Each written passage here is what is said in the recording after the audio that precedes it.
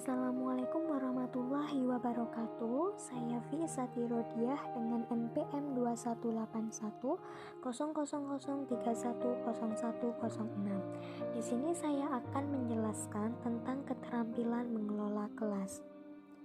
Yang pertama ada pengertian keterampilan mengelola kelas.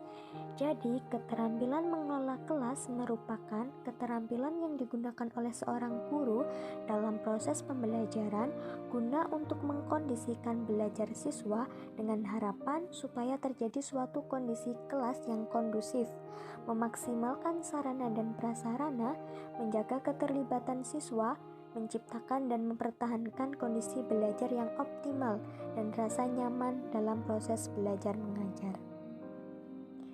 Kemudian ada tujuan keterampilan mengelola kelas.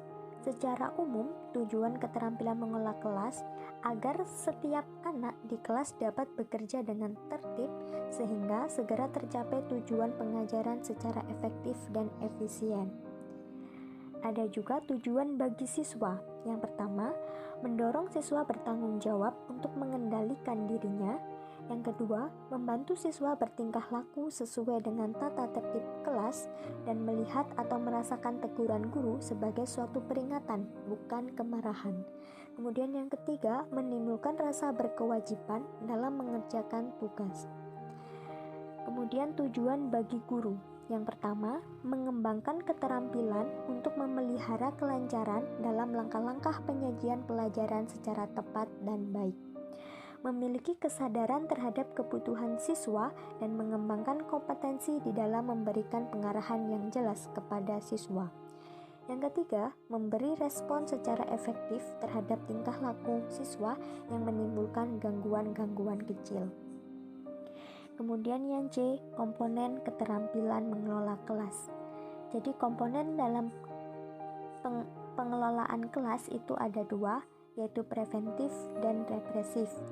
Di mana yang preventif itu keterampilan yang berhubungan dengan penciptaan dan pemeliharaan kondisi belajar yang optimal, seperti menunjukkan sikap tanggap. Keterampilan ini menggambarkan tingkah laku guru yang telah memperhatikan siswanya sehingga siswa merasa bahwa guru hadir bersama mereka. Cara yang dilakukan dalam menunjukkan sikap tanggap ini dengan cara memandang secara seksama, gerak mendekati, memberi pernyataan, memberikan reaksi terhadap gangguan atau ketaacuhan siswa. Kemudian memberikan perhatian. Pengelolaan kelas yang efektif terjadi bila guru mampu membagi perhatiannya kepada beberapa kegiatan yang berlangsung dalam waktu yang sama. Cara yang digunakan dalam membagi perhatian yaitu melalui visual dan verbal atau secara lisan. Kemudian memusatkan perhatian kelompok. Seorang guru harus mampu memusatkan kelompok terhadap tugas-tugas yang diberikan sehingga siswa tetap terlibat dalam kegiatan belajar. Cara yang dilakukan yaitu dengan menyiagakan siswa atau memusatkan pada suatu topik dan menuntut tanggung jawab siswa untuk memperagakan alat atau melaporkan hasil diskusi. Kemudian, memberikan petunjuk yang jelas. Petunjuk yang jelas sangat diperlukan oleh siswa sehingga siswa tidak mengalami kebingungan dalam mengerjakan tugas atau perintah. Kemudian, menegur siswa bila melakukan tindakan menyimpang. Siswa yang telah mengganggu proses pembelajaran dapat diberi teguran. Teguran harus tegas dan jelas, namun menghindari perkataan kasar atau menghina. Namun, teguran ini dapat disepakati bentuknya saat membuat aturan-aturan tertentu antara siswa dan guru. Guru harus lebih berhati-hati dalam menasehati siswa terhadap kelas maupun perorangan. Kemudian memberikan penguatan. Segala tingkah laku hendaknya diberi penguatan, baik itu penguatan positif maupun negatif, dan teguran pada perilaku siswa yang telah menyimpang. Kemudian komponen represif, yaitu keterampilan yang berhubungan dengan pengembalian kondisi belajar yang optimal, yaitu berkaitan dengan respon guru terhadap gangguan siswa, yang berkelanjutan dengan maksud agar guru dapat melakukan tindakan remedial untuk mengembalikan kondisi belajar yang optimal. Nah, guru dapat menggunakan strategi yang pertama, modifikasi tingkah laku. Dalam strategi ini, hal pokok yang harus dikuasai seorang guru adalah mengajarkan tingkah laku baru yang diinginkan dengan cara memberikan contoh, bimbingan, dan meningkatkan munculnya tingkah laku siswa yang baik dengan memberikan penguatan. Kemudian ada pengelolaan atau proses kelompok. Dalam strategi ini, kelompok dimanfaatkan dalam memecahkan masalah-masalah pengelolaan kelas yang muncul, terutama melalui diskusi. Kemudian menemukan dan memecahkan tingkah laku yang menimbulkan masalah. Dalam strategi ini perlu ditekankan bahwa setiap tingkah laku yang keliru merupakan gejala dari suatu permasalahan. Kemudian ada prinsip mengelola kelas. Dalam melaksanakan komponen keterampilan mengelola kelas perlu diperhatikan prinsip-prinsip dasar pengelolaan kelas. Jadi, dalam menerapkan keterampilan mengelola kelas itu perlu diingat ada 6 prinsip, yaitu kehangatan dan keantusiasan, tantangan, bervariasi, keluasan, penekanan pada hal-hal positif, dan penanaman disiplin diri. Jadi yang pertama, kehangatan dan keantusiasan. Kehangatan dan keantusiasan guru dapat memudahkan terciptanya iklim kelas yang menyenangkan, sehingga dapat mewujudkan kegiatan belajar yang optimal. Guru yang bersikap hangat dan akrab serta secara ajak menunjukkan antusiasmenya terhadap tugas-tugas, kegiatan-kegiatan, atau siswanya akan lebih mudah melaksanakan komponen keterampilan mengelola kelas. Kemudian yang kedua adalah tantangan. Penggunaan kata-kata, tindakan, atau bahan-bahan yang menantang akan meningkatkan gairah siswa untuk belajar sehingga mengurangi kemungkinan munculnya tingkah laku yang menyimpang. Selain itu, perhatian dan minat siswa akan tetap terpelihara. Diusahakan saat guru memberi tantangan, soal dimulai dari yang mudah dan semua siswa bisa menjawab sebagai motivasi untuk menjawab soal-soal selanjutnya. Kemudian yang ketiga, bervariasi. Salah satu hal yang dapat dilakukan pendidik untuk meningkatkan hasil belajar siswa adalah dengan menciptakan kondisi belajar yang menarik dan menggunakan variasi asesmen. Penggunaan variasi dalam media, gaya, dan interaksi belajar mengajar merupakan kunci pengelolaan kelas untuk menghindari kejenuhan serta pengulangan aktivitas yang menyebabkan menurunnya kegiatan belajar dan tingkah laku positif siswa. Jika terdapat banyak variasi, maka kejenuhan akan berkurang dan siswa akan cenderung meningkatkan keterlibatannya dalam tugas dan tidak akan menunggu temannya. Kemudian yang keempat, keluasan. Akan terdapat kemungkinan munculnya gangguan-gangguan dalam siswa selama proses pembelajaran. Nah, untuk mencegah gangguan tersebut diperlukan keluasan tingkah laku guru untuk dapat merubah strategi mengajarnya dengan memanipulasi berbagai komponen keterampilan mengajar yang lain. Kemudian yang kelima, penekanan pada hal-hal positif.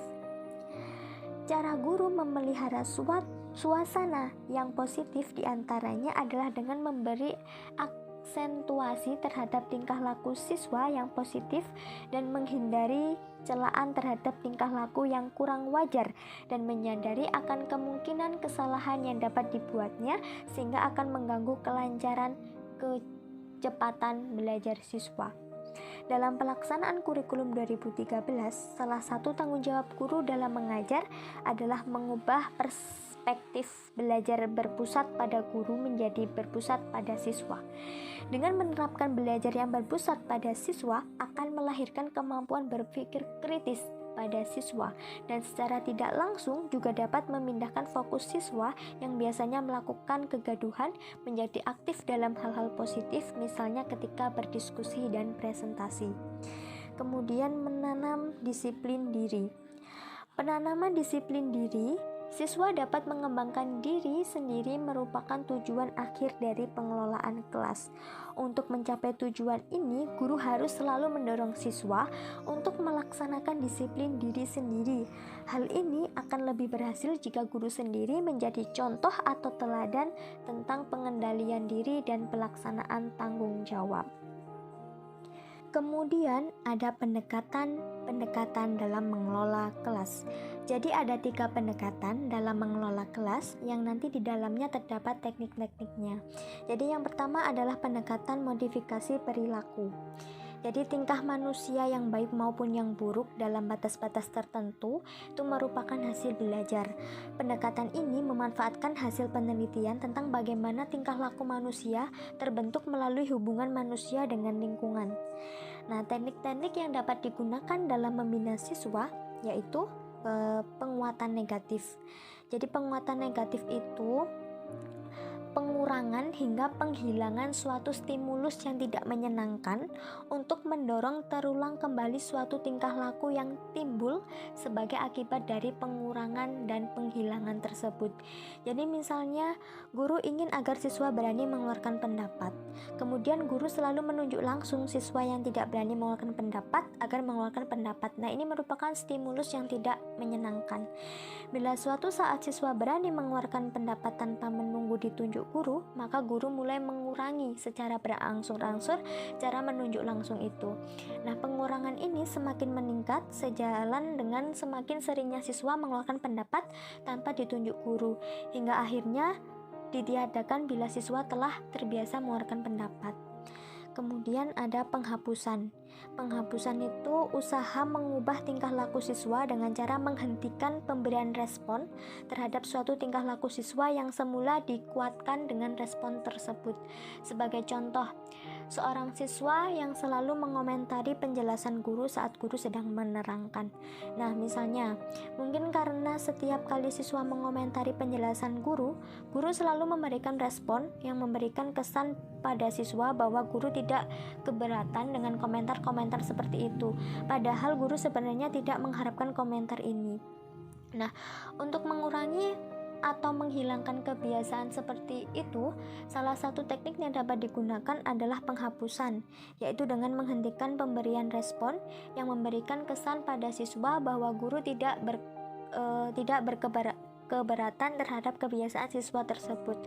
Contohnya, pada siswa yang sering menjawab, maka guru berkata, yang sudah menjawab tolong berikan kesempatan pada yang lainnya ya, seperti itu. Kemudian ada hukuman. Nah, hukuman ini menghentikan secara tidak langsung perilaku anak yang menyimpang. Hal-hal yang perlu diperhatikan dalam penggunaan hukuman, yang pertama, mungkin aturan hukuman diciptakan bersama antara guru dengan siswa atau minimal disepakati oleh siswa dan lebih baik dikatakan pada awal pertemuan. Dengan demikian siswa lebih ikhlas bila dihukum. Kemudian hukuman hendaknya diberikan secara setelah pelanggaran terjadi sehingga siswa memiliki kesan yang kuat tentang kaitan antara pelanggaran dan hukuman. Jadi ketika melakukan kesalahan langsung diberi hukuman. Kemudian sedapat mungkin hukuman dikombinasi dengan teknik lain, terutama teknik penguatan positif bila ada hal-hal positif pada diri siswa. Kemudian setelah menghukum siswa, guru hendaknya bersikap wajar seperti semula agar hubungan yang mungkin terganggu sebagai akibat pemberian hukuman dapat pulih kembali. Kemudian bentuk-bentuk hukuman yang digunakan harus bervariasi agar siswa tidak menjadi jenuh atau kebal dengan suatu bentuk hukuman. Jadi hukumannya itu aja, itu harus dihindari. Kemudian yang kedua ada pendekatan sosial emosional. Jadi proses pembelajaran yang efektif dan efisien mempersyaratkan hubungan sosial emosional yang baik antara guru dengan siswa dan antar siswa. Dapat disimpulkan bahwa pendekatan ini mengutamakan hubungan yang baik antar personal di dalam kelas, baik itu guru dengan peserta didik maupun peserta didik dengan peserta didik lainnya, sehingga peserta didik merasa aman dan senang berada di dalam kelas serta berpartisipasi dalam proses pembelajaran. Dengan kata lain, peran guru sangat penting dalam menciptakan suasana atau kondisi belajar yang kondusif, dan guru diharapkan dapat merasakan apa yang dirasakan oleh siswa serta mampu menyikapi dengan demokratis. Nah, ini ada contoh-contoh sikap ya, sikap-sikap yang diperlukan oleh guru dalam mengatasi kenakalan siswa. Jadi yang sikap umum yaitu terbuka, menerima dan menghargai siswa sebagai manusia, empati, membicarakan situasi pelanggaran dan bukan pelakunya. Demokratis, melibatkan siswa dalam pengambilan keputusan yang menyangkut kepentingan. Kemudian ada pendekatan proses kelompok. Jadi pendekatan proses kelompok berawal dari psikologi sosial dan dinamika kelompok dengan anggapan bahwa proses belajar mengajar yang efektif dan efisien berlangsung dalam konteks kelompok yang kuat. Dapat disimpulkan bahwa pengalaman belajar siswa didapat dari kegiatan kelompok, di mana dalam kelompok terdapat norma-norma yang harus diikuti oleh anggotanya, terdapat tujuan yang ingin dicapai, adanya hubungan timbal balik antar anggota kelompok yang kondusif. Pada awal pelajaran, para siswa biasanya masih merupakan kerumunan orang dengan tujuan, pikiran, perasaan yang sangat berbeda. Nah, tugas guru adalah memadu kepentingan-kepentingan perorangan tersebut menjadi kepentingan kelompok, kemudian membentuk kerumunan tersebut menjadi satu kelompok dengan ikatan yang kuat dan mampu bekerja sama secara produktif. Untuk mengikat kerumunan siswa menjadi suatu kelompok yang mempunyai ikatan yang kuat, ada sejumlah unsur yang diperlukan. Nah, unsur-unsur penting yang amat diperlukan adalah tujuan, aturan, dan pemimpin dalam kelompok. Berikutnya adalah hal yang harus dihindari dalam mengelola kelas. Nah, yang pertama adalah campur tangan yang berlebihan. Apabila guru menyela kegiatan yang sedang asik berlangsung dengan komentar, pertanyaan, atau petunjuk yang mendadak, kegiatan itu akan terganggu atau terputus. Hal ini akan memberikan kesan kepada siswa bahwa guru tidak memperhatikan keterlibatan dan kebutuhan anak. Ia hanya ingin memuaskan kehendak sendiri. Kemudian yang kedua adalah kelenyapan.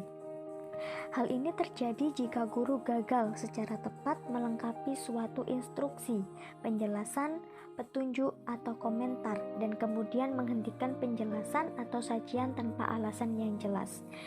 Juga dapat terhenti dalam bentuk waktu diam yang terlalu lama, kehilangan akal, atau melupakan langkah-langkah dalam pelajaran. Akibatnya ialah membiarkan pikiran siswa mengawang-awang, melantur, dan mengganggu keefektifan serta kelancaran pelajaran. Kemudian yang ketiga ada ketidaktepatan memulai dan mengakhiri kegiatan. Hal ini dapat terjadi bila guru memulai suatu aktivitas tanpa mengakhiri aktivitas sebelumnya, menghentikan kegiatan pertama, kemudian memulai yang kedua, kemudian kembali lagi kepada kegiatan yang pertama lagi. Dengan demikian, guru tidak dapat mengendalikan kegiatan. Kemudian adalah penyimpangan. Akibat guru terlalu asik dalam suatu kegiatan atau bahan tertentu memungkinkan ia dapat menyimpang.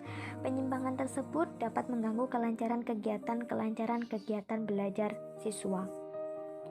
Kemudian yang kelima adalah bertele-tele.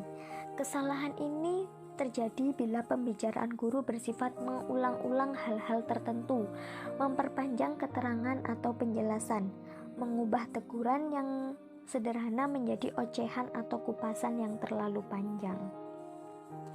Nah, kemudian ada peran guru dalam mengelola kelas. Yang pertama ada mendorong siswa mengembangkan tanggung jawab individu terhadap lingkungannya.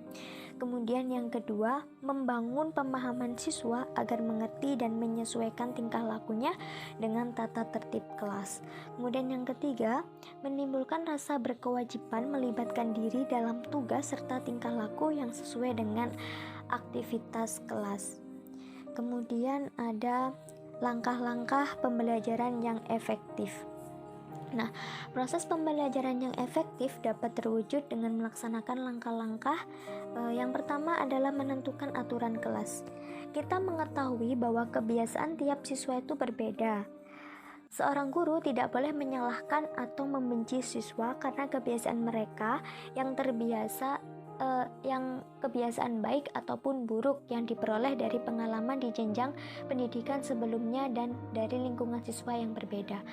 Nah, sehingga untuk membentuk kebiasaan-kebiasaan yang baik dengan melalui pemberian aturan saat proses pembelajaran terutama pada awal pertemuan pembelajaran sehingga terjadi kesepakatan antara siswa dan guru. Kemudian yang kedua, memulai kegiatan tepat waktu.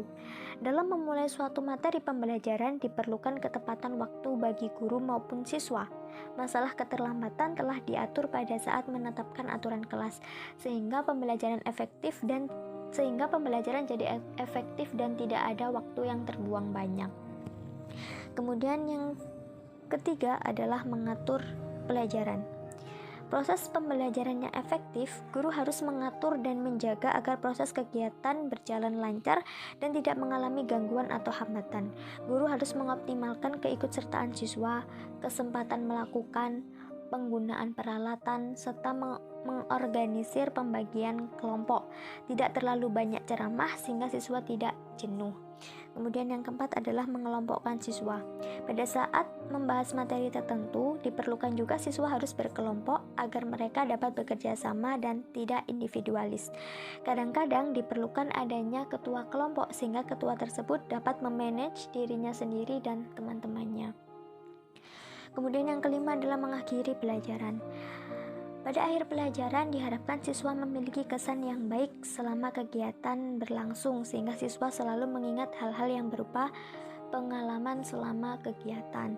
Maka dari itu, seorang guru harus membuat klimaks naik pada saat pertemuan sehingga siswa berharap adanya kegiatan lanjut yang lebih menarik pada pertemuan berikutnya.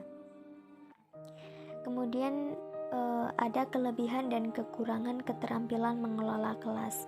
Yang pertama ada kelebihan mengelola kelas. Sangat efektif dalam pembelajaran.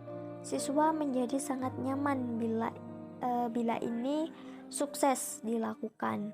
Kemudian menjadi pembelajaran yang nyaman. Siswa menjadi cepat menanggapi setiap pembelajaran yang ada. Kemudian ada kekurangan mengelola kelas. Yang pertama adalah susah untuk diterapkan, perlu menjaga wibawa dan cara bergaul guru. Kemudian senantiasa fokus pada kelas dan segala permasalahannya. Terima kasih sudah mendengarkan penjelasan dari saya. Kurang lebihnya saya mohon maaf. Wassalamualaikum warahmatullahi wabarakatuh.